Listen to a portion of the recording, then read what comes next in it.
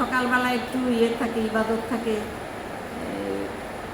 মানে আসতে যেমন একটা সপ্তাহ আমি মিস করছি গত সপ্তাহে, তো কিন্তু আমার মনটা কিন্তু এখানেই পড়েছিল যে যেতে পারলাম না, আজকে যেতে পারলাম না।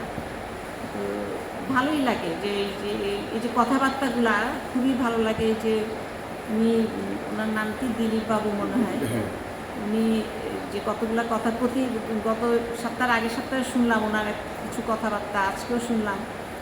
তারপরে এই যে নান্টু দাদাও বলে এই কথাগুলা, আমি খুব মনোযোগ দিয়ে শুনি এবং আমি খুব মানে ভালো অনুভব করি। মানে মনে হয় যেন কোনো একটা জগতে চলে যাচ্ছি, ভালো ভালো কথা শুনি। মানে এখানে আসলে যে ভালো ভালো কতগুলো কথা জানা যায়, শোনা যায়,